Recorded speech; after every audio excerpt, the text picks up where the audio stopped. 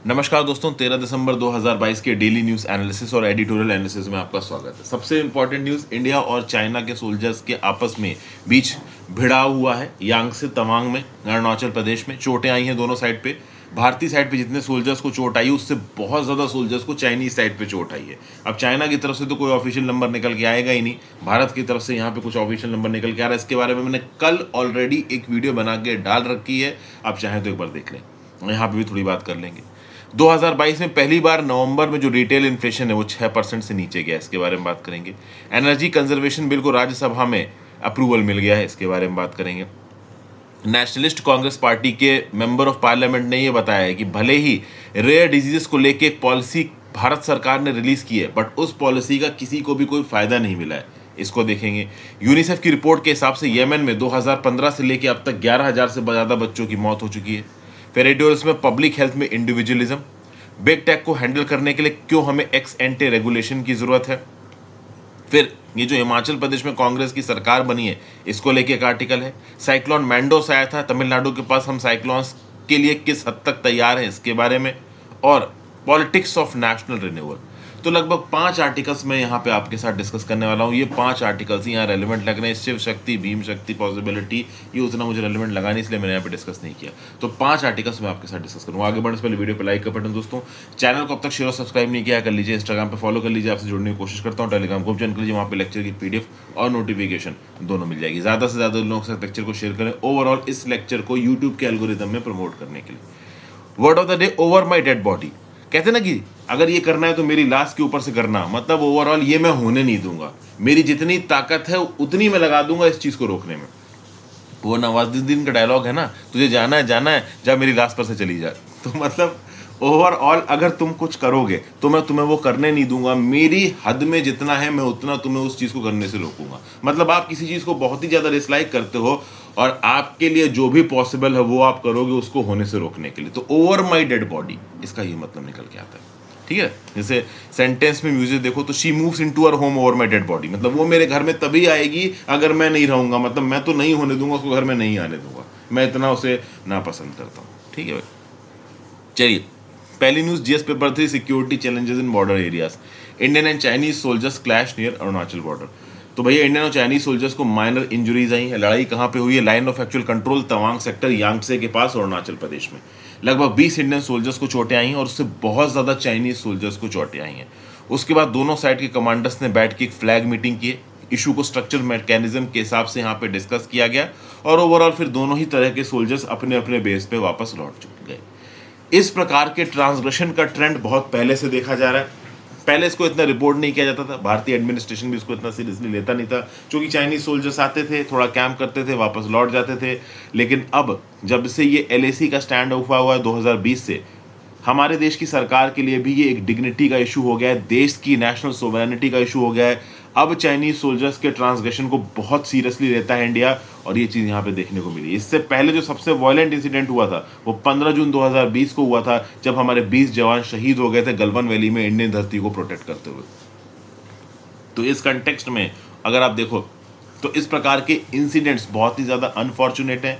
और ये आप कह लो कि जो निकम्मी चाइना की सरकार है, जो उनकी कम्युनिस्ट पार्टी है, जो वहाँ पे टोटलिटेरियन सेटअप है जिसमें एक आदमी सबका बाप बना हुआ बैठा है, उसकी वजह से ऐसा हो रहा है। उसे क्या फ़र्क पड़ता है कि कहाँ लद्दाख की बर्फीली ठंडी पहाड़ियों में उनके चाइनीज सोल्जर्स लड़ते हुए नजर आ रहे हैं। वो कुछ ना कुछ दिनों पे अपने नेशनलिस्टिक सेंटीमेंट को जगाने के लिए, अपनी लीडरशिप को पोर्ट्रे करने के लिए इस प्रकार के छोटे मोटे बवाल करवाते रहते हैं। अब उसमें किसी की टांग टूटे, हाथ टूटे, वो मरे, उससे एक इंसान को क्या फ़र्क बैठेगा।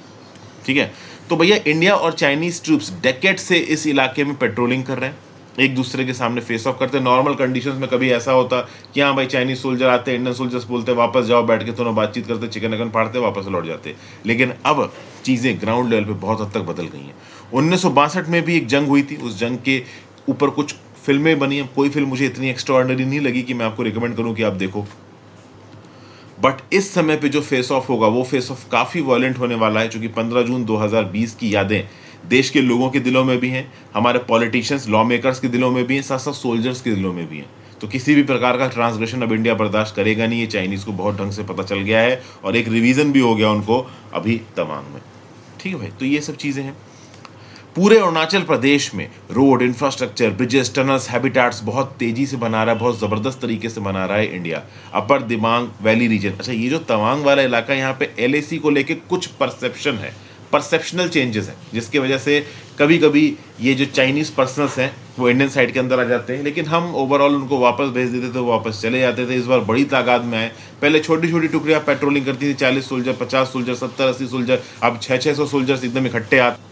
लेकिन इंडिया की तरफ से भी जो जवाब था वो बिल्कुल सटीक और टू द पॉइंट था। अगर आप देखो तो ज़्यादातर ट्रांसग्रेशंस हिस्ट्री में वेस्टर्न सेक्टर ऑफ LAC में हुई हैं। अब जैसे कि अब ये जम्मू एंड कश्मीर लद्दाख वाला हिसाब देखो, अब यहाँ तो मैप वो दिखाया जा रहा है जो एक्चुअल मैप है हमारा, बट एक्चुअली में मैप कुछ ऐसा है जिसमें ये वाला पर्टिकुलर इलाका किसके पास है, चाइना के पास है। तो ये जो लाइन ऑफ एक्चुअल कंट्रोल है ये वाली, ओके, ये वेस्टर्न साइड आप कह सकते हो। इसमें हिमाचल प्रदेश और उत्तराखंड की मिला दो तो ये पूरी वेस्टर्न साइड बन जाती है। लेकिन ये हिमाचल प्रदेश और उत्तराखंड वाली LAC उतनी ज़्यादा आप कह लो कंट्रोवर्शियल नहीं है, यहाँ पे बहुत ज़्यादा इवेंट होते नहीं हैं। हालांकि ये लाइन ऑफ एक्चुअल कंट्रोल भी इस समय पे काफ़ी एक्टिव थी, रीजन बीइंग कि यहाँ पे इंडिया US के बीच में एक बायलैटरल एक्सरसाइज हो रही है। एक्सरसाइज का नाम क्या है नीचे कमेंट बॉक्स में बताओ। ओके, बाकी दो, एक सेंट्रल सेक्टर है जो कि आपका सिक्किम वाले जोन से निकलता है, और एक ईस्टर्न सेक्टर है जो कि अरुणाचल प्रदेश वाले जोन से निकलता है। ओके, आगे बढ़ते हैं। GS paper 3, Indian economy, retail inflation falls below 6% mark for the first time in 2022।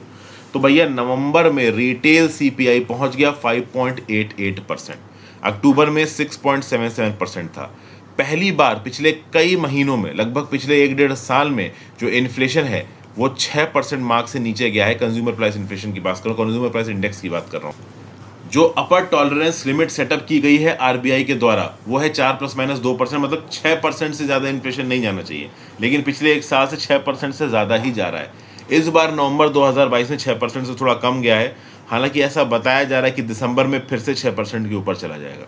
अब कुछ स्पेसिफिक सेक्टर की बात करें तो जो फूड प्राइस इन्फ्लेशन है ये भाई 11 महीने लो था 4.67%, मतलब अक्टूबर में 7% था फूड प्राइस इन्फ्लेशन और ये नवंबर में था 4.67%। लेकिन जो रूरल कंज्यूमर्स है ना, रूरल इलाकों में इन्फ्लेशन ज़्यादा देखने को मिला है। ओवरऑल रूरल रिटेल इन्फ्लेशन 6.09% था, जो पैन इंडिया बेसिस पे 5.88% है। फूड प्राइस आइटम्स के रिस्पेक्ट में देखो तो नवंबर में फूड आइटम्स के लिए रूरल इन्फ्लेशन 5.2% था, अर्बन इन्फ्लेशन 3.7% था। ठीक है, तो ये ओवरऑल इन्फ्लेशन के रिस्पेक्ट में कुछ जानकारी दी गई है। अब भले ही 6% के बैंड के नीचे आया है इन्फ्लेशन, लेकिन RBI के गवर्नर शक्तिकांता दास साहब ने बोला है कि भाई देखिए कोर इन्फ्लेशन अभी भी स्टिकी है, आगे आने वाले समय में दिसंबर में जो 6% का टॉलरेंस थ्रेशोल्ड है वो फिर से क्रॉस हो जाएगा। अब इन्फ्लेशन देखा जाए तो कुछ चीज़ों में कम हुआ है, कुछ में बढ़ा है। जैसे वेजिटेबल्स में 8.1% दाम कम होते नजर आए हैं, एडिबल ऑयल्स में 0.6% कम होते नजर आए। कब से कब तक का कंपैरिजन हो रहा है, ईयर ऑन ईयर, मतलब नवंबर 2022 के दाम नवंबर 2021 के कंपैरिजन में वेजिटेबल में 8.1% कम है, एडिबल ऑयल में 0.6% कम है। लेकिन जो सीरियल्स हैं जैसे गेहूं, चावल, मक्का, ये सब हो गए, इसमें जो इन्फ्लेशन है वो अक्टूबर में 12.1% बढ़ा था, अक्टूबर 2022 में 2021 के कंपैरिजन में, और नवंबर 2022 में नवंबर 2021 के कंपैरिजन में 13% बढ़ा है। मिल्क और स्पाइसेस में दाम 8.16 और 19.5% बढ़े हैं। फिर भाई कोर इन्फ्लेशन के जो और दूसरे मेजर कंपोनेंट्स हैं जैसे ट्रांसपोर्टेशन हो गया, कम्युनिकेशन हो गया, घर में रहने का खर्चा, house hold goods and services, ये ओवरऑल इन्फ्लेशन इसमें स्टेबल ही रहा है, ज़्यादा बढ़ा है ना ज़्यादा यहाँ पे कम हुआ है। अभी रिसेंटली अगर आप देखो तो पिछले हफ्ते ही 35 बेसिस पॉइंट से रेपो रेट को बढ़ा दिया था। 5.9% से रेपो रेट 6.25% पे आ गया है, और जिस हिसाब से इन्फ्लेशन बढ़ रहा है हो सकता है आगे आने वाले समय में रेपो रेट और बढ़ाए। जब रेपो रेट को बढ़ाने या कम करने से रिलेटेड बहुत सारे डाइवर्स पॉइंट आपको दिख जाएंगे। कुछ लोग बोलेंगे मॉनेटरी पॉलिसी को अकोमोडेटिव रखो, कुछ लोग बोलेंगे मॉनेटरी पॉलिसी को स्ट्रिक्ट रखो। RBI एंड में क्या करेगा वो MPC में वोटिंग के बाद ही हमें पता चल पाएगा। सीरियल्स और मिल्क इन्फ्लेशन जो कि फूड इन्फ्लेशन के दो टॉप कंट्रीब्यूटर्स हैं, ये अभी भी यहाँ पे एलिवेटेड नजर आ रहे हैं। ठीक है भाई, तो फरवरी 2023 में जो भी मॉनेटरी पॉलिसी कमेटी डिसीजन लेगी, ये देखने वाली बात होगी कि वो रेपो रेट को बढ़ाते हैं या कम करते हैं। कंज्यूमर प्राइस इंडेक्स की बात कर लो तो ये वो इंडेक्स है जो रिटेल इन्फ्लेशन को मेजर करता है। तो जो भी कॉमन गुड्स एंड सर्विसेज हैं उनमें कलेक्टिव चेंज इन प्राइसेस कितना होगा, इसको ये यहाँ पे मापता है। इसको मार्केट बास्केट भी बोलते हैं। जो कंज्यूमर प्राइस इंडेक्स है इसको फिक्स लिस्ट ऑफ आइटम जैसे food, housing, apparel, transportation, electronics, medical care, education, इन सब के रिस्पेक्ट में देखा जाता है। जो कंज्यूमर प्राइस इंडेक्स है ये होलसेल प्राइस इंडेक्स से अलग है। होलसेल प्राइस इंडेक्स इन्फ्लेशन को होलसेल लेवल पे मेजर करता है, consumer price index retail level पे। मतलब मेरे आपके जैसे लोग मार्केट से जाके चीज़ें खरीदेंगे, 1 किलो आटा खरीदा, एक कैंची खरीद ली, ओवरऑल कुछ ये चीनी खरीद ली, तो वो हो गया रिटेल लेवल। वहीं जब थोक विक्रेता होते हैं जो बल्क में ओवरऑल चीनी, जैसे कि फॉर एग्जांपल एक बड़ा किराने वाला बल्क मार्केट में जाके 2000 किलो चीनी खरीद रहा है, तो वह फिर होलसेल की बिक्री हो गई, क्योंकि फिर वहां पे 1 या 2 किलो वाले दाम नहीं चलेंगे। तो होलसेल प्राइस इंडेक्स का इन्फ्लेशन अलग होता है, रिटेल प्राइस का अलग होता है। कंज्यूमर प्राइस इंडेक्स बहुत ज़्यादा इंपॉर्टेंट इसलिए होता है क्योंकि ये आम आदमियों को जो महंगाई फील हो रही है उसके बारे में बताता है। ठीक है, जब आप कंज्यूमर प्राइस इंडेक्स कैलकुलेट करते हो तो उससे आपको उस महंगाई के बारे में पता चलेगा जो डेली की बेसिस पे मेरे आपके जैसे आम आदमी फेस करते हैं। कुछ और प्रकार के कंज्यूमर प्राइस इंडेक्स है इंडिया के अंदर, जैसे कि consumer price index for industrial workers, for agricultural labours, for rural labours, for urban non manual employ.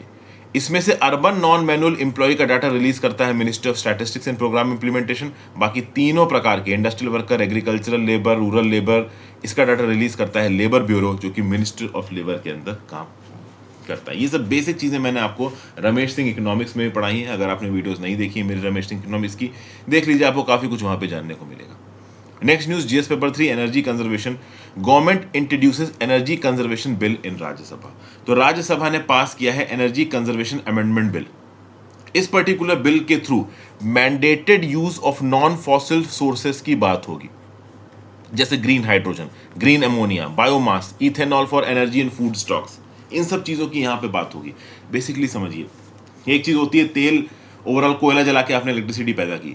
दूसरी नॉन फॉसिल फ्यूल सोर्सेज जैसे green ammonia, green hydrogen, biomass, ये इन्वायरमेंटली सस्टेनेबल सोर्सेज हैं। इनको जला के जब आपने एनर्जी प्रोड्यूस की तो पॉल्यूशन कम हुआ। तो एनर्जी कंजर्वेशन बिल यही बोल रहा है कि मैंडेटेड यूज, इतना तो आपको green hydrogen, green ammonia, biomass जला के एनर्जी पैदा करनी है, ठीक है ना। और इसके लिए मतलब इस एनर्जी कंजर्वेशन अमेंडमेंट बिल के थ्रू इंडिया के अंदर कार्बन मार्केट स्टैब्लिश किए जाएंगे। इन कार्बन मार्केट में कार्बन क्रेडिट खरीदे बेचे जाएंगे। अब आप बोलोगे कि ये कार्बन क्रेडिट क्या है, तो carbon credit is equivalent to 1 tonne of carbon dioxide emission, या इक्विवेलेंट टू दैट कोई और गैस, उसका जितना green house gas warming potential होगा 1 टन के कार्बन डाइऑक्साइड के कंपैरिजन में, उस हिसाब से यहाँ पे कार्बन क्रेडिट्स को खरीदा बेचा जाएगा। मतलब फॉर एग्जाम्पल मैं कोई एक इंडस्ट्री चला रहा हूँ और मैं अपनी इंडस्ट्री से इन्वायरमेंटल सस्टेनेबल चीज़ नहीं कर रहा हूँ, बहुत सारा पॉल्यूशन हो रहा है, मैं कार्बन डाइऑक्साइड उड़ेल रहा हूँ, तो जितने टन कार्बन डाइऑक्साइड में एमिशन करूंगा, इन्वायरमेंट को नुकसान पहुंचाऊंगा, उतने ही मुझे कार्बन क्रेडिट खरीदने पड़ेंगे। तो मैं अपनी इंडस्ट्री में इस बात का ध्यान रखूंगा कि मैं कम से कम एमिशन करूं, ताकि कम से कम कार्बन क्रेडिट मुझे खरीदने पड़े, क्योंकि जितना कार्बन क्रेडिट खरीदूंगा मेरा उतना खर्चा होगा। तो ये जो कार्बन क्रेडिट को कार्बन मार्केट में खरीदने बेचने वाली बात है, और जो मैंडेटेड यूज फैक्ट्रीज द्वारा लाया जा रहा है नॉन फॉसिल फ्यूल सोर्सेज का, सरकार का बोलना है कि ये बिल फ्यूचरिस्टिक है और इंडिया में ग्रीनर सोर्सेज ऑफ एनर्जी के यूज को बढ़ाएगा, एग्रेसिवली परस्यू करेगा। लोकसभा इस बिल को अगस्त में पास कर चुकी है और फाइनली राज्यसभा ने भी इस पर्टिकुलर बिल को पास कर दिया। फिर इस पर्टिकुलर बिल के अंदर जो बड़ी बड़ी रेजिडेंशियल बिल्डिंग्स होती है ना, जहां पे 100 किलोवाट की कॉन्ट्रैक्ट डिमांड है, sorry minimum connected load 100 kilowatt का है और कॉन्ट्रैक्ट डिमांड 120 किलोवाट एम्पियर की है, वहां पे भी एनर्जी कंजर्वेशन के रिजीम को फॉलो करना पड़ेगा इन बड़ी बड़ी बिल्डिंग्स को। हाँ, कनेक्टेड लोड और कॉन्ट्रैक्ट डिमांड का जो आप कह लो कट ऑफ है, ये राज्य की सरकारें अपने अपने हिसाब से सेट कर सकती हैं। केंद्र की सरकार ने इसको सेट किया है connected load 100 kilowatt, contract demand 120 kilowatt. तो भाई अगर आप देखो तो ये जो एनर्जी कंजर्वेशन बिल्डिंग कोड है, जो बड़ी बड़ी बिल्डिंगें बनेंगी वो किस प्रकार से एनर्जी कंजर्वेशन के नॉर्म्स को फॉलो करेंगी, इसको भी थोड़ा बहुत यहाँ पे चेंज किया जा रहा है। और ये केंद्र की सरकार का बिल अलग अलग राज्य की सरकारों को भी ये ताकत दे रहा है कि आप अपने अपने हिसाब से कनेक्टेड लोड और कॉन्ट्रैक्ट डिमांड का कट ऑफ रख सकते हो। लेकिन अपोजिशन में कुछ पॉलिटिकल पार्टीज को इस बिल से प्रॉब्लम है। उनका ये बोलना है कि ये बिल एनर्जी कंजर्वेशन एक्ट 2001 को वायलेट करता है। अब ये किस हिसाब से वायलेट करता है, तो देखिए, ये जो पर्टिकुलर लेटेस्ट बिल केंद्र की सरकार लेके आ रही है एनर्जी कंजर्वेशन अमेंडमेंट बिल, ये इस बात पे ज़्यादा फोकस कर रहा है कि कैसे हम एनवायरनमेंट को प्रोटेक्ट करें, कैसे क्लाइमेट चेंज को कंजर्व करें, कैसे फॉसिल फ्यूल के इस्तेमाल को कम करें। जबकि जो प्रिंसिपल एक्ट था, मतलब एनर्जी कंजर्वेशन एक्ट था 2001 का, उसका काम क्या था? तो उसका काम था एनर्जी कंजर्वेशन। मतलब बेसिकली आप समझो, यहां पे एनर्जी कंजर्वेशन एक्ट 2001 लोगों को यह बोलता था कि तुम एनर्जी कम इस्तेमाल करो, कम इलेक्ट्रिसिटी का यूज करो, सस्टेनेबल यूज करो इलेक्ट्रिसिटी का। और अभी जो प्रेजेंट बिल यहां पे सरकार के द्वारा लेके आया जा रहा है, एनर्जी कंजर्वेशन अमेंडमेंट बिल, इसका क्या टारगेट है कि ठीक है भाई, एनर्जी यूज तो आगे आने वाले समय में बढ़ने वाला है, जरूरी ये है कि हम अपनी maximum energy non fossil fuel sources से पैदा करें, ना कि फॉसिल फ्यूल फोर्सेज से, जो कि ज्यादा पोल्यूट करते हैं एनवायरमेंट को। ठीक है, तो बेसिकली अपोजिशन पॉलिटिकल पार्टीज कह रही हैं कि जो बेसिक एथोस थी, जो बेसिक प्रिंसिपल था एनर्जी कंजर्वेशन एक्ट का, उसको यहाँ पे फॉलो नहीं किया जा रहा है, ज़्यादा इलेक्ट्रिसिटी को प्रोड्यूस करके खर्च करने की बात की जा रही है, कुछ ऐसी बातें यहाँ पे अपोजिशन हो रहा है। हालांकि मुझे ओवरऑल ये बिल थोड़ा प्रोग्रेसिव लग रहा है, क्योंकि यहाँ पे एक बार कार्बन क्रेडिट्स ट्रेड होने लगे ना, तो जितनी भी पॉल्यूट करने वाली इंडस्ट्रीज है उनके ऊपर ये प्रेशर रहेगा कि भाई कम से कम एमिशन करो, कम से कम एमिशन करोगे तो कम खर्चा होगा कार्बन क्रेडिट्स खरीदने में। Next, GS paper 2, government policies and issues arising out of implementation. Nationalist Congress party की जो राज्यसभा मेंबर ऑफ पार्लियामेंट है फौजिया खान जी, इन्होंने ये बोला है कि भाई भारत सरकार 2021 में लेके आई थी national policy on rare diseases. इस पर्टिकुलर पॉलिसी को मार्च 2021 में union ministry of health and family welfare द्वारा नोटिफाई किया गया था। फिर मई 2021 में इसमें अमेंडमेंट किया गया और यह बोला गया कि ओवरऑल प्रति पेशेंट जो फंडिंग सपोर्ट दिया जाएगा इस एनपीआरडी पॉलिसी के द्वारा वो 50 लाख रुपए होगा। मतलब पर पेशेंट 50 लाख रुपए मिलेगा उन पेशेंटों को जो रेयर डिजीज से गुजर रहे हैं। अब प्रॉब्लम यहां पे ये है कि जो सेंटर्स ऑफ एक्सीलेंस डेजिग्नेट किए गए हैं इस policy, national policy of rare disease के अंदर, वो एक्चुअली में ग्राउंड लेवल पे उन लोगों को मदद नहीं दे रहे जो लोग रेयर डिजीज से गुजर रहे हैं।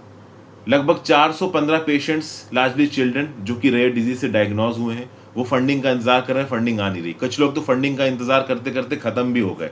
एक्चुअली में ग्राउंड लेवल पे इस पर्टिकुलर स्कीम का बेनिफिट किसी को भी नहीं मिल रहा है, ऐसा यहाँ पे फौजिया खान जी एनसीपी की बोल रही हैं। अब रेयर डिजीज यहाँ पे कौन से बहुत कॉमन है?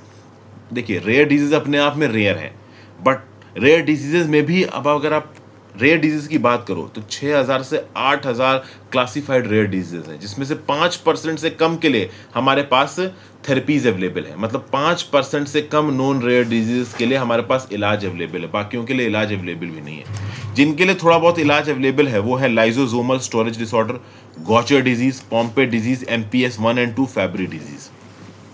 ठीक है, तो बेसिकली यहाँ पे फौजिया खान ये पॉइंट आउट कर रही हैं कि रेयर डिजीजेस के लिए जो फंडिंग यहाँ पे केंद्र की सरकार ने अप्रूव की है एनपीआरडी पॉलिसी के अंदर, वो फंडिंग ग्राउंड लेवल पे पहुंच ही नहीं रही है इन पेशेंट्स के पास।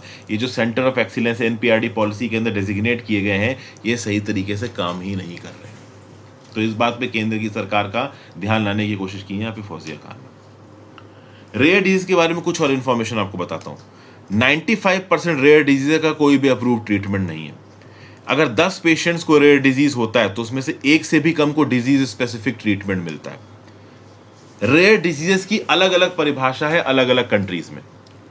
जैसे फॉर एग्जांपल कुछ कंट्रीज में अगर 10,000 की आबादी में एक को कोई डिजीज हो रही तो उसको रेयर बोला जाएगा। कुछ कंट्रीज में अगर 10,000 की आबादी पे 6 लोगों को वो डिजीज हो रही तो वहां पे उसे रेयर बोला जाएगा। मतलब रेयर डिजीज की कोई भी ग्लोबली एक्सेप्टेड डेफिनेशन हमारे पास नहीं है। बहुत सारे केसेस में रेयर डिजीज सीरियस होती है, क्रॉनिक होती है, लाइफ थ्रेटनिंग होती है। चूंकि वो कम लोगों को होती है तो उसकी दवाइयां बनाना कॉमर्शियल वायबल नहीं होता, तो बहुत सारी फार्मास्यूटिकल कंपनीज उनकी दवाई बनाने में इंटरेस्ट ही नहीं रखती। 80% रेयर डिजीज कंडीशन के पेशेंट्स बच्चे होते हैं, क्योंकि उनकी लाइफ की शुरुआत में उनको बीमारी हो जाती है। हाई मॉर्बिडिटी और हाई मोर्टिलिटी रेट इस प्रकार की रेयर डिजीज में देखने को मिलता है। तो सरकार ने बनाई national rare disease policy, NRDP। इसके अंदर सरकार ने बोला हम इंडिजिनियस रिसर्च करेंगे, लोकल प्रोडक्शन करेंगे मेडिसिन का, लो कॉस्ट ऑफ ट्रीटमेंट रखेंगे रेयर डिजीज का, रेयर डिजीज को स्क्रीन और डिटेक्ट अर्ली स्टेजेस पे करेंगे ताकि उनको प्रिवेंट कर सकें। ठीक है ना। रेयर डिजीज को 3 ग्रुप्स में क्लासिफाई किया गया है। Groups amenable to one time curative treatment, groups requiring long time और life long treatment, disease for which definitive treatment is available but challenges are to make optimal patient selection for benefit very high cost life long therapy. मतलब कुछ rare disease ऐसी है कि एक ही बार दवाई चाहिए ठीक हो जाएंगी, कुछ ऐसी जो कि पूरे जिंदगी ट्रीटमेंट चलेगा, ठीक है, उनके साथ इंसान को जीना पड़ेगा। तीसरा, कुछ बीमारियां ऐसी हैं जिनकी इलाज तो है बट इलाज बहुत ज़्यादा महंगे हैं, बीमारियाँ ज़्यादा लोगों को हैं और ओवरऑल आप रिसोर्सेज कम लोगों को प्रोवाइड कर सकते हो, तो किसको किस हिसाब से रिसोर्स प्रोवाइड करने, फंडिंग कैसे होगी, ये एक सवाल उठ जाता है। फिर एक और बात बता दूं, जो ग्रुप 1 के अंदर रेयर डिजीज लिस्टेड है उसके लिए राष्ट्रीय आरोग्य निधि से 20 लाख रुपए तक का एक्स्ट्रा पेमेंट भी मिल सकता है। फिर प्रधानमंत्री जन आरोग्य योजना के अंदर भी रेयर डिजीज के लिए थोड़ी बहुत फंडिंग यहां पे मिल जाती है। ओके, एक नेशनल हॉस्पिटल बेस्ड रजिस्ट्री भी रेयर डिजीज के लिए बनाई जा रही है, जहां पे एडिक्वेट डाटा इकट्ठा किया जा सके कि हाँ भाई एक्चुअली में देश में कितने लोग रेयर डिजीज से इन्फेक्टेड हैं। इन डिजीज की कॉम्प्रिहेंसिव डेफिनेशंस को भी प्रॉपर तरीके से डॉक्यूमेंट धीरे धीरे किया जा रहा है। रिसर्च एंड डेवलपमेंट भी इन रेयर डिजीज में प्रमोट की जा रही है। अब सब कुछ धीरे धीरे हो रहा है और धीरे धीरे के चलते बेनिफिट ग्राउंड लेवल पे लोगों के पास पहुंच नहीं पा रहा है, ऐसा एनसीपी की एमपी फौजिया खान बोल रही थी। अगली news, GS paper 2 international reports, 11,000 से ज्यादा बच्चों की मौत हुई है या उनको चोटें लगी हैं यमन के सिविल वॉर में 2015 से लेके अब तक। तो United Nations children emergency fund UNICEF ने ओवरऑल एक ड्राइव लॉन्च की है, multi billion global funding drive. ये दुनिया भर से पैसा इकट्ठा कर रहे हैं ताकि यमन की कॉन्फ्लिक्ट में जो फंसे हुए बच्चे हैं, 11,000 बच्चे जो कि मारे जा चुके हैं या वाउंड हो चुके हैं, और आगे जो बच्चे पोटेंशियली फंस सकते हैं सिविल वॉर क्राइसिस में, उनको बचा सके। आपको पता है यमन के अंदर यमन की सऊदी अरेबिया बैक्ड गवर्नमेंट है, दूसरा ईरान अलाइंड हाउदीज है, यहाँ पे भी शिया सुन्नी वाला विवाद है। बीच में तो इनकी बहुत तगड़ी लड़ाई हुई, फिर थोड़ा बहुत आप कह लो सीज फायर हो गया। इकोनॉमिक वॉर अभी भी चालू है, अभी भी कई जगहों पे लैंड माइंस वगैरह बिछी हुई हैं, फट जाती हैं, सोल्जर्स की मृत्यु तो होती है, साथ साथ बच्चे, बूढ़े, औरतें, इन सब की भी मृत्यु होती है यहाँ पे। अगर आप देखो तो जुलाई से लेकर सितंबर में 164 लोगों की मृत्यु हुई है यमन में, जिसमें 74 तो बच्चे थे। और ये तो मृत्यु हो गई उनकी है, मृत्यु हो गई तो आप अपने शरीर से आज़ाद हो गए। कुछ ऐसे लोग हैं, बच्चे हैं, जो यहाँ पे वाउंड हो चुके हैं, किसी का हाथ नहीं बचा, किसी का पैर नहीं बचा, अपने माँ बाप पे डिपेंडेंट है और माँ बाप के पास पैसे हैं नहीं खिलाने के लिए। इसलिए यूनिसेफ यहाँ पे ग्राउंड लेवल पे इन्वॉल्व होकर इन बच्चों की मदद करने की कोशिश कर रहा है। यूनिसेफ ने पिछले हफ्ते $10.3 बिलियन का ह्यूमैनिटेरियन एक्शन फॉर चिल्ड्रन एक अपील लॉन्च की थी 2023 के लिए, जिसमें वो बच्चे जो कॉन्फ्लिक्ट्स और डिजास्टर से अफेक्टेड है वर्ल्ड वाइड, उनको यहाँ पे मदद की जाएगी। इसी का प्लान ये भी है कि इस साल $484.5 मिलियन रेज करेंगे यमन के बच्चों के लिए। वहाँ पे जो हज़ारों की तादाद में बच्चों की मदद की अवेलेबल है, उनको बच्चे अवेलेबल करवाएंगे। यूनिसेफ का एस्टिमेट है कि 5,40,000 बच्चे ऐसे हैं यमन के अंदर जो कि 5 साल से कम उम्र के हैं और सीवियर एक्यूट माल न्यूट्रिशन से सफ़र कर रहे हैं। 17.8 मिलियन मतलब 1,78,00,000 यमनी लोग के पास safe water, sanitation, hygiene services जैसी चीज़ें अवेलेबल नहीं है। 1 करोड़ से ज़्यादा बच्चों को वहाँ पे एडिक्वेट एक्सेस टू केयर की अवेलेबिलिटी नहीं है। $51.5 बिलियन की एड मनी मांगी है यहाँ पे यूएन और उसके पार्टनर्स ने। अब कितनी आएगी कितनी नहीं आएगी वो एक अलग बात है। यमन सिविल वॉर 2014 से चल रहा है। एक तरफ राशिद अल अमीनी की यमनी गवर्नमेंट है जिसको सऊदी अरेबिया बैक कर रही है, दूसरी तरफ हाउदी रेबल्स हैं जिसको ईरान बैक कर रहा है। इसको लेके मैं ऑलरेडी एक वीडियो बना चुका हूँ, यमन सिविल वॉर। मेरा नाम हर्षित द्विवेदी के साथ यूट्यूब पे सर्च मारिए, आपको पर्टिकुलर वीडियो मिल जाएगी, सारी इन्फॉर्मेशन मिल जाएगी। नीचे कमेंट बॉक्स में ये भी बताइए कि यमन की नेबरिंग कंट्रीज कौन सी हैं। तो भाई अब एडिटोरियल्स की बात कर लेते हैं। एडिटोरियल में पहला editorial, curbing individualism in public health. बड़े ही आइडियोलॉजिकल किस्म से पर्टिकुलर आर्टिकल लिखा गया है। मैथ्यू जॉर्ज ने, प्रोफेसर है department of public health and community medicine, central university of Kerala, Kasaragod, Kerala में। मैं आपको बेसिक्स बताता हूँ ये क्या कहना चाहते हैं उस चीज़ की। इनका ये बोलना है कि सरकार इंडिविजुअलिस्ट सॉल्यूशन ढूंढती है किसी भी चीज़ के लिए, चाहे फिर वो माइक्रो न्यूट्रिएंट सप्लीमेंटेशन की बात हो, फूड प्रोटिफिकेशन की बात हो, पब्लिक डिस्ट्रीब्यूशन सिस्टम की बात हो। बट एक्चुअली में हम पॉपुलेशन के लेवल पे प्लानिंग नहीं करते हैं। और जब हम पॉपुलेशन के लेवल पे प्लानिंग करने लगते हैं पब्लिक हेल्थ की, तब ओवरऑल मजा आता है। अब क्या है कि सरकार की अप्रोच रखती है इंडिविजुअल ओरिएंटेड इंटरवेंशन, और जब इंडिविजुअल ओरिएंटेड इंटरवेंशन को एक बड़े सोशल स्केल पे आप लागू करोगे तो population based public health approach आ जाएगी। सरकार कुछ ऐसा मान के चलती है, बट ऑथर बोल रहा है कि एक्चुअली में ऐसा है नहीं। अब ऑथर क्या यहाँ पे कहने की कोशिश कर रहा है, इसको समझने के लिए मुझे भी थोड़ा समय लगा। जैसे कि फॉर एग्जाम्पल अगर आप बात करो प्रधानमंत्री जन आरोग्य योजना की, जो कि आयुष्मान भारत के अंदर आती है, यहाँ पे हर फैमिली को प्रति साल 5 लाख रुपए तक का हॉस्पिटलाइजेशन एक्सपेंसेस हेल्थ इंश्योरेंस के तहत दिया जाता है। ठीक है भाई, कोई प्रॉब्लम नहीं। हॉस्पिटलाइजेशन सर्विसेज आप पॉपुलेशन के एक हिस्से को प्रोवाइड कर रहे हो। बड़े स्केल पे अगर ये प्रोवाइड किया जाएगा तो पूरी पॉपुलेशन को कवर कर लेगा, लेकिन एक्चुअल में पूरी पॉपुलेशन को कवर किया नहीं जाता है। नेशनल सैंपल सर्वे ऑर्गेनाइजेशन के 75वें राउंड के हिसाब से यह बताया गया है कि 3% ही पूरी आबादी जो इंडिया की थी ना, उसको हॉस्पिटलाइजेशन से गुजरना पड़ा एक साल में, जिसमें से आसाम की 1% आबादी हॉस्पिटलाइज्ड रही 75वें राउंड एनएसएसओ सर्वे के समय पे, गोवा की 4% और केरला की 10%। मतलब अगर आप पॉपुलेशन लेवल, पूरे देश की आबादी की लेवल की बात करो, तो जो 75th राउंड एनएसएसओ का सर्वे है वो बोलता है कि देश की 3% ही आबादी किसी न किसी वजह से हॉस्पिटलाइज्ड रही है। ज्यादातर इंडियन स्टेट्स के लिए जो उनकी आबादी हॉस्पिटलाइज्ड होती है वो 3 से 5% के बीच में वेरी करती है। तो बेटर ये रहेगा कि हम ओवरऑल ये टारगेट करें कि हमारे पास पूरे देश की आबादी का कम से कम 5% तो हॉस्पिटलाइजेशन का इंफ्रास्ट्रक्चर अवेलेबल हो। लेकिन हम इस चीज पे फोकस नहीं करते, हम फोकस इस चीज पे करते हैं कि इंडिविजुअल बेसिस पे इंसेंटिव बांट दो। वो अलग बात है कि वो इंसेंटिव्स प्रॉपर तरीके से इस्तेमाल हुए कि नहीं हुए, उनको एक्चुअली में लोगों ने इस्तेमाल किया कि नहीं किया। जैसे कि फॉर एग्जांपल इंश्योरेंस स्कीम के अंदर आपने प्रति साल 5 लाख रुपए प्रति फैमिली एक्सपेंसेस देने की बात कर दी हॉस्पिटलाइजेशन के लिए, लेकिन इस बात के बहुत हद तक चांसेस है कि उनमें से बहुत सी फैमिलीज को इस एक्सपेंस की जरूरत ही नहीं पड़ेगी और बहुत सारी फैमिलीज को हॉस्पिटल बेवकूफ बना के छोटी छोटी बीमारी के लिए हॉस्पिटलाइज कर लेंगे, उससे पैसा निकाल लेंगे इंश्योरेंस स्कीम का। लेकिन वो हमारा इंटेंडेड ऑब्जेक्टिव नहीं है। पब्लिक हेल्थ का रियल इंटेंडेड ऑब्जेक्टिव ये है कि ओवरऑल अगर हमारी आबादी 100 लोगों की है और ऑन एन एवरेज 5 लोग हॉस्पिटलाइज होते हैं एक साल में, तो 5 सीटें तो हमारे पास हॉस्पिटल इंफ्रास्ट्रक्चर की होनी ही चाहिए। बट हम वो अप्रोच लेके नहीं चल पा रहे हैं। अब उसकी बहुत सी वजह हैं। पहली बात, प्राइवेट सेक्टर में जो ये हेल्थ का इंफ्रास्ट्रक्चर बनता है ये कॉस्ट कॉम्प्लायंस पे डिपेंड करता है। अगर कोई प्राइवेट सेक्टर में हॉस्पिटल चला रहा है तो वो वहाँ पे उतने बेड वगैरह रखेगा जितना लोग पेशेंट आके वहाँ पे भर्ती होंगे, जो पैसा खर्च करेंगे।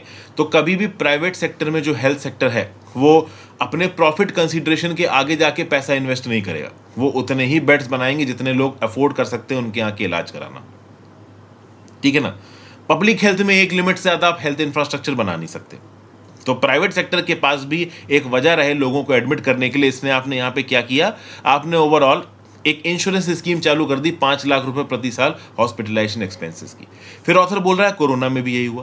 कोरोना में जो 20% total Covid policy positive cases थे उनको मेडिकल अटेंशन की जरूरत थी, जिसमें से केवल 5% लोगों को हॉस्पिटलाइजेशन की जरूरत पड़ी, 1 से 2% लोगों को इंटेंसिव केयर यूनिट की जरूरत पड़ी।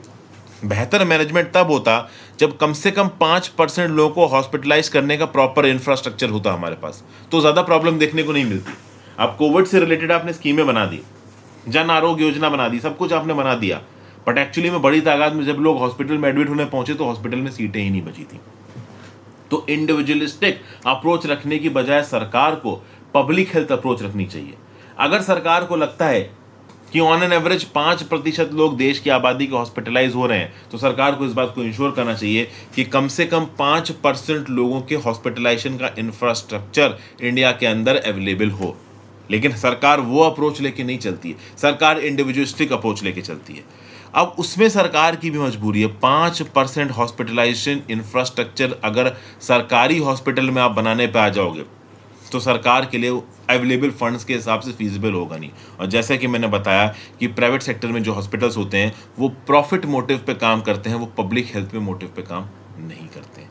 इसीलिए जो इंडिविजुअलिज्म की पॉलिसी पब्लिक हेल्थ में केंद्र की सरकार लेके चल रही है वो ज़्यादा काम नहीं आएगी। कि इंडिविजुअल बेसिस पे आप बेनिफिट्स बांट दो, पब्लिक हेल्थ के हॉस्पिटलाइजेशन की बड़ी पिक्चर को देखो मत, इस तरीके से हमें रूल नहीं करना चाहिए। लेकिन फिर सरकार के किसी ब्यूरोक्रेट का आप स्टेटमेंट सुनोगे तो वो बोलेंगे कि जिस हिसाब के पब्लिक हेल्थ की आप बात कर रहे हो उतने हमारे पास रिसोर्सेज नहीं है।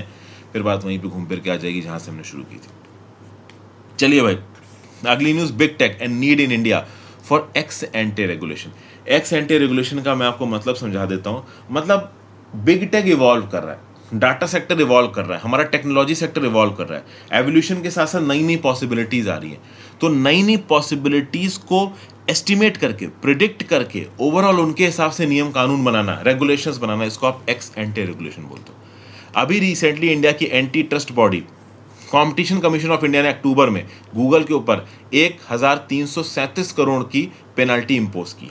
एंड्रॉयड मोबाइल डिवाइस इकोसिस्टम में जो भी फ़ोन बेच रहा है वहाँ पे गूगल की ऐप्स प्री इंस्टॉल्ड आती हैं, बाकी ऐपों को इंस्टॉल नहीं किया जाता। इस प्रकार के इल्ज़ाम गूगल के एंड्रॉयड नेटवर्क के ऊपर लगाए गए थे।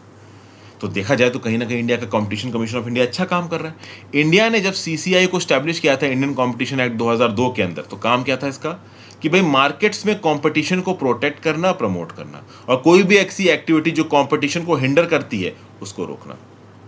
अब ये जो बिग टेक कंपनीज है अपने आप में बहुत बड़ी हैं, इनकी मार्केट डोमिनेंस बहुत बड़ी है, और बिग टेक कंपनीज की मार्केट डोमिनेंस को टैकल करने के लिए दुनिया भर ने नियम कानून बनाए हैं। यूरोपियन यूनियन ले लो, यूएस ले लो, ऑस्ट्रेलिया ले लो, ये सारी कंट्रीज जानती हैं कि जो बिग टेक प्लेटफॉर्म्स हैं, इंस्टाग्राम जैसे, आपके टेलीग्राम जैसे, गूगल जैसे, इन सबके पास, फेसबुक जैसे पोटेंशियल है कि ये अपनी मार्केट डिस्टॉर्टिंग एबिलिटी के बेसिस पे ओवरऑल कंपटीशन को हिला सकती हैं। इसलिए दुनिया भर की कंट्रीज अपने कंपटीशन लॉ को बदल रही हैं। जैसे कि यूरोपियन यूनियन में ईयू डिजिटल मार्केट एक्ट आया है, यहाँ पे गेट कीपर बनाए गए हैं जो कि रेगुलेशंस को एक्स एंटे डिवाइस करेंगे और एंटी कॉम्पिटिटिव प्रैक्टिसेस को यूरोपियन यूनियन के मार्केट में रोकेंगे। इंडिया में भी कुछ चेंजेस किए जा रहे हैं कॉम्पिटिशन अमेंडमेंट बिल के थ्रू, लेकिन ये चेंजेस पार्शियल हैं, अभी इसमें और ज़्यादा चेंजेस हमें करने की ज़रूरत है। जैसे कि for example competition commission of India जब गूगल के अगेंस्ट प्रूव कर रहा था, उसने बोला कि गूगल के बिजनेस का इंटेंट ये होता है कि इनकी जो रेवेन्यू अर्निंग सर्विसेज होती है उसके टर्म्स एंड कंडीशंस के हिसाब से यूजर्स अबाइड कर पाए। लेकिन वो कहीं ना कहीं इन पर्टिकुलर बिग टेक प्लेटफॉर्म्स की मोनोपोली को ऑनलाइन मार्केट में बढ़ाती हैं।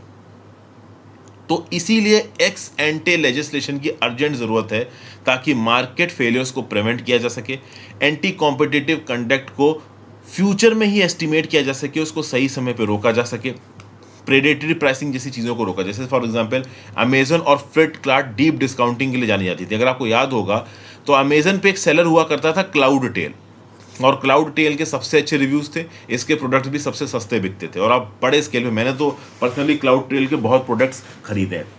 बाद में न्यूज़ निकल के आई कि अमेजन की क्लाउड टेल के साथ कोई डील है और क्लाउड टेल की ही सबसे ज़्यादा प्रोडक्ट्स अमेजन की वेबसाइट्स रिकमेंड कर रही हैं। बाद में अमेजन ने अपने टाइज कट डाउन किए क्लाउड टेल से जब डंडा पड़ा सीसीआई का। तो ऑनलाइन सेल्स में प्राइसिंग बहुत मैटर करती है। अगर किसी चीज़ के रिव्यू थोड़े भी अच्छे हैं और उसका दाम कम है तो आप उस चीज़ को खरीद लेते हो। तो कहीं ना कहीं इस प्रकार के ऑनलाइन नेटवर्क्स पे जो भी चीज़ आपको बेचने के लिए मिल रही है वो एक फेयर तरीके से हमारे सामने आए। ये वही बात हो जाएगी कि आप डी मार्ट को कंपेयर करने लगो एक किराने वाली दुकान से। मैं जब बेलापुर में रहता था मुंबई में, वहाँ पे किराने वाली दुकान थी और बेलापुर में एक डी मार्ट खुला हुआ था। वो किराने वाली दुकान वाला बोल रहा था कि साहब इस डी मार्ट ने तो हमारा पूरा धंधा ही बंद कर दिया, हमें किसी लायक नहीं छोड़ा। जो पहले महीने में 50,000 रुपये कमाते थे अब 15,000 भी नहीं कमाते। तो कुछ उस तरीके का ही हो चुका है अमेजोन के अंदर। अगर अमेजोन के अंदर मेरे आपके जैसा कोई नया सेलर जाके अपना प्रोडक्ट बेचे और पहले अमेजोन के इंटरनल एग्रीमेंट्स के थ्रू कोई बड़ा रिटेलर प्रोडक्ट बेचे तो मैं अपना प्रोडक्ट बेच ही नहीं पाऊंगा, वो कॉम्पिटिटिव ही नहीं बैठेगा अमेजन प्लेटफॉर्म के ऊपर। इसीलिए यहाँ पे सीसीआई का डंडा पड़ाना बहुत ज़रूरी है, एक लेवल प्लेइंग फील्ड इन ऑनलाइन मार्केट्स में लाना बहुत ज़रूरी है। नहीं तो ये ऑनलाइन मार्केट्स पूरा का पूरा मार्केट मोनोपोलाइज कर जाएंगे, छोटे मोटे प्लेयर्स को एलिमिनेट कर देंगे, इनके प्लेयर्स ही मार्केट में एग्जिस्ट करेंगे। और ये चाहे ई कॉमर्स हो चाहे मोबाइल मार्केट, जैसे फॉर एग्जांपल एप्पल। अब एप्पल को यूएस और यूरोप में डंडा पड़ा, क्यों?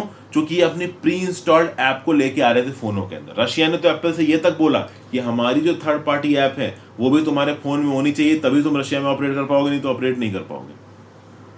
अब उसके साथ साथ डाटा इकोनॉमी भी बहुत मेंटेन करती है। जो बड़े बड़े कॉर्पोरेशन होते हैं ना, उनके पास यूजर डाटा होता है। जैसे फॉर एग्जाम्पल गूगल पे की बात कर लो, पेटीएम की बात कर लो, व्हाट्सएप पे की बात कर लो। अब मान लो मैं इनको इस्तेमाल करता हूँ, मैंने अपने क्रेडिट कार्ड के या डेबिट कार्ड के डिटेल्स यहाँ पे स्टोर कर रखे हैं, तो मेरी शॉपिंग प्रैक्टिसेस के बारे में मैं क्या क्या चीज़ें खरीदता हूँ, मेरे अकाउंट में कितना पैसा है, ये सब पता है इन प्लेटफॉर्म्स को।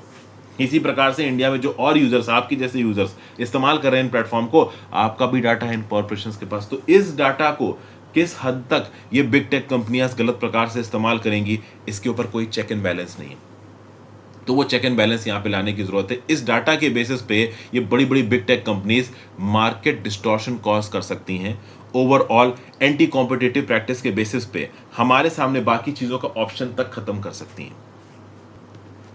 और चूंकि हमारा देश डिजिटल ट्रांसफॉर्मेशन के कस्प पे है, तो बहुत ज़्यादा ज़रूरी है कि हमारे देश के अंदर जो नए स्टार्टअप आ रहे हैं, माइक्रो स्मॉल मीडियम इंटरप्राइज से रिलेटेड जो एवेन्यूज उठ के आ रहे हैं, जिसमें vulnerable sector, socially disadvantage sector, women participate कर रही हैं और अपने आप को आगे बढ़ाने की कोशिश कर रही हैं अगर इस डिजिटल ट्रांसफॉर्मेशन के समय पे, ऑनलाइन स्पेस को हम जस्ट और फेयर नहीं रखेंगे तो जो डोमिनेंट एलिमेंट्स है वो बाजी जीत जाएंगे, और जो नए एलिमेंट्स उठ के आके सामने कोशिश कर रहे हैं आने की, वो डिसएडवांटेज कंडीशन में रह जाएंगे। ठीक है भाई, ये सब बातें यहाँ पे बोली जा रही हैं। फिर पॉलिटिक्स ऑफ नेशनल रिन्यूअल को लेके एक आर्टिकल है। अब इस आर्टिकल में देखी जाए तो इनडायरेक्ट तरीके से सरकार को क्रिटिसाइज कर रहे हैं अश्विनी कुमार साहब। अश्विनी कुमार साहब कह रहे हैं कि डेमोक्रेसी सिर्फ तब नहीं है जब एक इंडिविजुअल जाके वोट डाल दे, कि एक इंडिविजुअल उठ के गया, उसने बैलेट पेपर के ऊपर वोट लगाया, अब तो इलेक्ट्रॉनिक वोटिंग मशीन आ गई तो बटन दबाया, अपना वोट कास्ट कर दिया। सिर्फ ये डेमोक्रेसी नहीं है। सिर्फ इस डेमोक्रेटिक प्रोसेस के थ्रू हम ये नहीं बोल सकते कि हमारी डेमोक्रेसी जीत गई है। डेमोक्रेसी को जीतने के लिए हमें इक्वालिटी लानी पड़ेगी। इंडिया के अंदर इक्वालिटी नहीं है। टॉप 10% लोग देश की 77% वेल्थ कंसंट्रेट करके बैठे हैं। हमारी डेमोक्रेसी फेल हो रही है अगर इक्वालिटी नहीं है इकोनॉमी के टर्म्स में। फिर अगर आप देखो तो पॉलिटिक्स में रेड टेपिज्म देखने को मिलता है, भाई भतीजावाद देखने को मिलता है। जो उनके रिश्ते भागीदार हैं वही पॉलिटिक्स में आगे बढ़ते हैं। फिर उसके आगे बताया जा रहा है कि देश के लीगल प्रोसेसेस फेल हो रहे हैं। अगर आप देखो तो रिसेंटली प्रेसिडेंट द्रौपदी मुर्मू जी ने ये ऑब्जर्व किया कि हमारे देश में और जेल्स की ज़रूरत है। बहुत सारे लोग जेल में भरे हुए हैं, जेल्स में ओवर क्राउडिंग देखने को मिली है, रूटीन बेसिस पे कस्टोडियल इंटरोगेशन होता है लोगों का। ये सब कहीं ना कहीं हमारे डेमोक्रेसी के ऊपर धब्बा है। हमारी डेमोक्रेसी में फ्रीडम जस्टिस के लिए प्रॉपर तरीके से एवेन्यूज़ अवेलेबल नहीं है। बहुत लंबे समय से जुडिशियल पेंडेंसिंग चल रही है। तो इन सब चीज़ों के बेसिस पे हमारे पास जो हम सोच रहे थे कि हमारी एक्चुअल डेमोक्रेसी होगी, वो एक्चुअल डेमोक्रेसी आज की डेट में एग्जिस्ट करती नहीं। तो बेसिकली हमारी डेमोक्रेसी को क्वेश्चन कर रहे हैं ऑथर बोल रहे हैं कि सिर्फ वोट डालने का आपके पास अधिकार है, इसके बेसिस पे आपको बोलो कि आपकी डेमोक्रेसी फुल्ली फंक्शनल है। ये बात बिल्कुल सही नहीं है। फुल्ली फंक्शनल होने के लिए बाकी एवेन्यूज़ भी अवेलेबल होने ज़रूरी हैं, जैसे कि जुडिशियल अर्जेंसी, उसके साथ साथ इक्वालिटी, वो सारे फैक्टर्स मिसिंग हैं। तो एक्चुअली में हम जो सोच रहे थे कि हम डेमोक्रेटिक हैं, हम एक्चुअली में डेमोक्रेटिक नहीं है। यही सब बातें यहाँ पे बताई जा रही हैं। फिर भाई हिमाचल प्रदेश में सरकार बदली है, ठीक है ना। ओवरऑल सुखविंदर सिंह सुक्खू साहब हिमाचल प्रदेश के सीएम बने। अब अपने आप में कांग्रेस पार्टी ने एक बहुत बड़ा सिग्नल दिया है, चूंकि सुखविंदर सिंह सुक्खू साहब ने इनिशियल स्टेज में दूध बेचा है। वो किसी पॉलिटिकल फैमिली को बिलोंग नहीं करते हैं, स्ट्रगल करके ऊपर आए हैं, और एक ऐसा स्ट्रगलिंग कैंडिडेट एक्चुअली में एक पॉलिटिकल पार्टी के बिहाफ पे यहाँ पे चीफ मिनिस्टर बन रहा है, तो कहीं ना कहीं कांग्रेस एक अच्छा मैसेज भेज रही है। कहीं ना कहीं कांग्रेस ने जो अपना उदयपुर डिक्लेरेशन दिया था उसके हिसाब से काम कर रही है।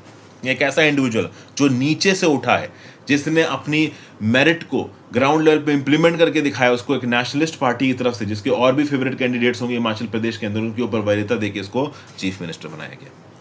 ठीक है भाई, भारतीय जनता पार्टी के वोट बैंक से कांग्रेस का वोट बैंक केवल 1% ज्यादा था। कांग्रेस को 68 में से 40 सीटें मिली हैं, तो पूर्ण बहुमत है इनका। अब कोशिश यही रहनी चाहिए कांग्रेस की कि वो कैसे हिमाचल प्रदेश में अपनी परफॉर्मेंस के बेसिस पे देश की बाकी जगहों पे सीटें खींचे।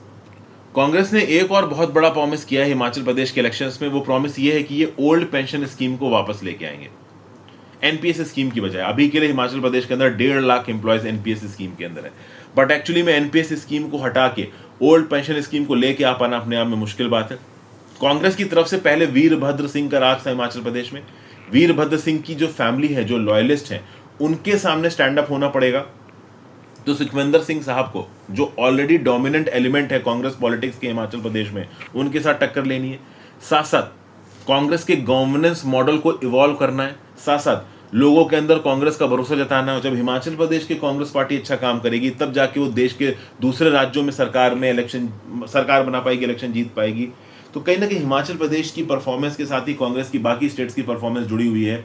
लेट्स सी सुखविंदर सिंह सुक्खू यहाँ पे क्या काम कर पाएंगे। यहाँ पे कांग्रेस की जो टॉप लीडरशिप है, राहुल गांधी, सोनिया गांधी, उनकी भी तारीफ की गई कि उन्होंने सुखविंदर सिंह जैसे इंडिविजुअल को चीफ मिनिस्टर बनने का मौका दिया। फिर next, ready for the worst. Cyclone Mandous का लैंडफॉल हुआ ममल्लापुरम, चेन्नई के पास। जितना उम्मीद थी कि ये तबाही मचाएगा साइक्लोन मंडस, उतनी तबाही नहीं मची है। ये अपने आप में एक पॉजिटिव चीज है। एक सीवियर साइक्लोनिक स्टॉर्म बनने वाला था ये साइक्लोन मंडस, बट उतना बना नहीं। ठीक है ना भाई, इसको एक टेक्स्ट बुक साइक्लोन बोला गया है इंडियन मेट्रोलॉजिकल डिपार्टमेंट के द्वारा।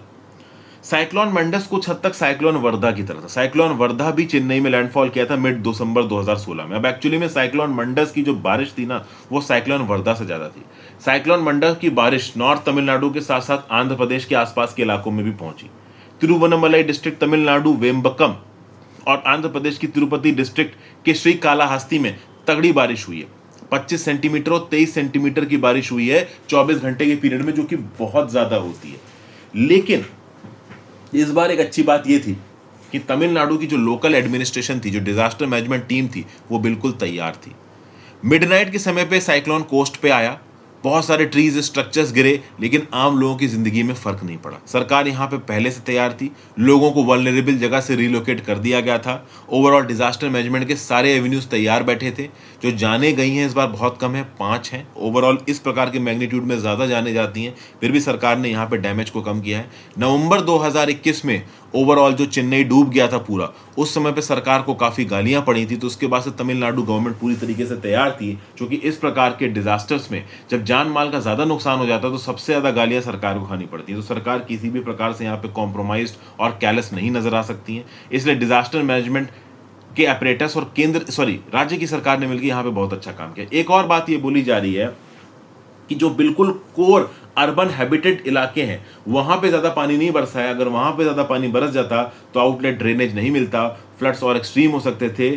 फॉर्चुनेटली जो कोर इलाके हैं आपके तमिलनाडु के, जहां पे आउटलेट ड्रेनेज उतना ज्यादा एविडेंट नहीं है, वहां ज्यादा पानी नहीं बरसा है। But at the same point of time राज्य की सरकार ने यहाँ पे मेट्रोलॉजिकल डिपार्टमेंट के साथ मिलकर जो अरेंजमेंट्स किए हैं, वो अरेंजमेंट्स काबिल तारीफ है, जो कि कहीं ना कहीं उन अरेंजमेंट्स ने इस प्रकार के साइक्लोन के डैमेजिंग इवेंट को थोड़ा मिनिमाइज तो डेफिनेटली कर दिया। तो ये था आज का आर्टिकल दोस्तों। आई होप आपको काफी कुछ यहाँ पे एडिटोरियल में सीखने को मिला हो। अपने व्यू पॉइंट नीचे कमेंट बॉक्स में दे के जाइएगा, इंस्टाग्राम पे फॉलो कर लीजिएगा, टेलीग्राम ग्रुप ज्वाइन कर लीजिएगा, ज्यादा से ज्यादा लोगों के साथ लेक्चर को शेयर करें। Have a great difference, goodbye, ध्यान रखिए अपना, पढ़ते